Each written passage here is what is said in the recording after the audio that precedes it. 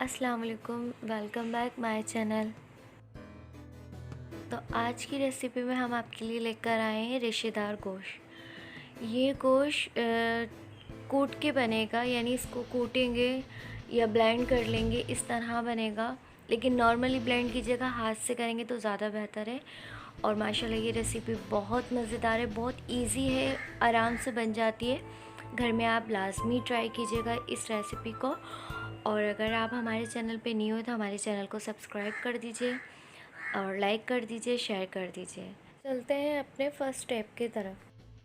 तो ये हमारा बीफ है जिसे हमने हाथ की मदद से रेशा किया है।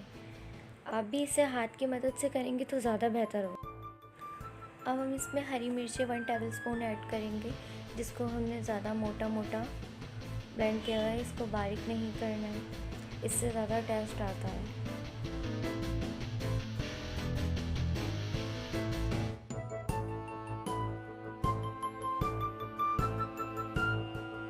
1 टेबलस्पून जिंजर ऐड करेंगे अब हम इसमें।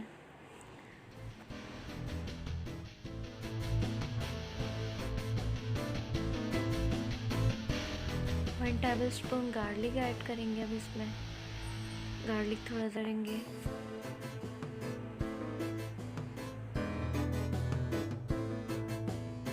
और इमली आप अपनी मर्ज़ी से ले सकते हैं, जितनी आपको ऐड करनी है अपनी रेसिपी में। 1 टेबलस्पून साल्ट ऐड करेंगे। 1 टेबलस्पून चाट का मसाला ऐड करेंगे इसमें।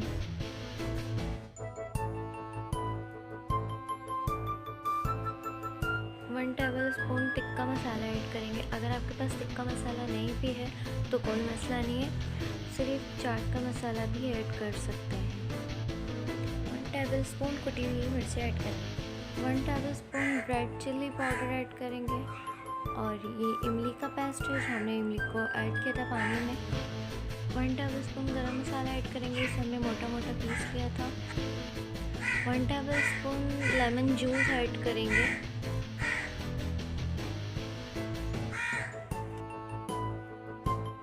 और अब इसे हाथ की मदद से मिक्स करेंगे। इसके अंदर ज़्यादा स्पाइसी इसलिए रखा जाता है क्योंकि ये ज़्यादा टेस्टी स्पाइसी खाने में ही आता है।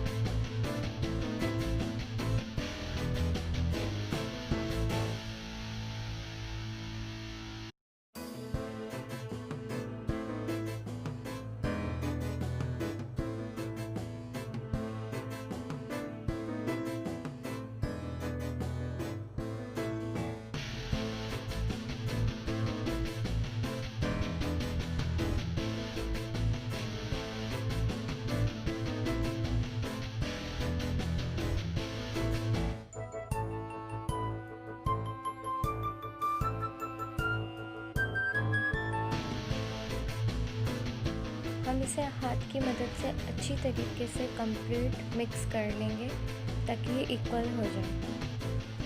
और ज़्यादा नहीं, 15 से 20 मिनट के लिए हम इसे फ्रीज़र कर देंगे। तो 20 मिनट हो चुके हैं और ये हमारा कंप्लीट रेडी है। अब हम सबसे पहले ऑयल ऐड करेंगे। 1 कप ऑयल ऐड कर दिया है हमने। ऑयल हमारा गर्म हो चुका है। अब हम इसमें ज़ीरा ऐड करेंगे। ज़ीरे के बाद डायरेक्टली हम इसमें अपना रेशे वाला गोश्त ऐड करते हैं और इसे तकरीबन 20 मिनट के लिए कढ़ाई में छोड़ देंगे फ्राई होने के लिए। और अब हम इसमें कुछ भी मसाले ऐड नहीं करेंगे, ना ही वाटर ऐड करेंगे, और इसे सिर्फ रेड होने के लिए छोड़ देंगे 20 मिनट। हाँ, देख सकते हैं आप, ये रेड हो चुका है नॉर्मली। तो ये कंप्लीट जब तक रेड नहीं हो जाता तो हम इसे 20 मिनट के लिए कढ़ाई में ही छोड़ देंगे।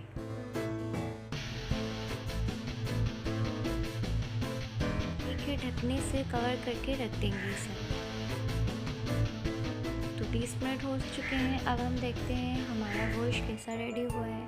तो आप देख सकते हैं ये लाइट ब्राउन हो चुका है। हमें सिर्फ लाइट ब्राउन ही करना था, ज़्यादा और नहीं करना था इसे, क्योंकि ये जल भी जाता है और ब्लैक भी हो जाता है ज़्यादा करने से।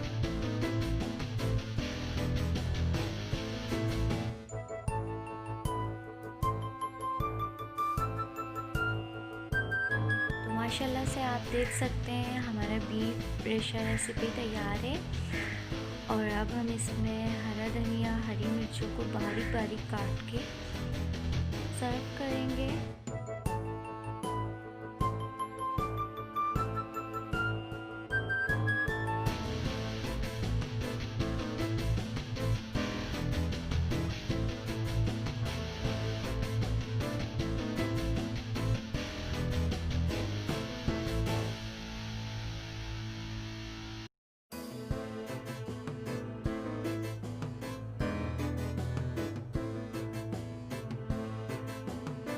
ہماری ریسیپی تیار ہے، چینل پہ آنے کا شکریہ،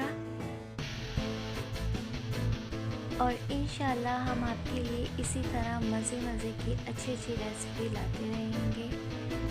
پھر ملیں گے نیکسٹ ریسیپی کے ساتھ، جب تک کے لیے اللہ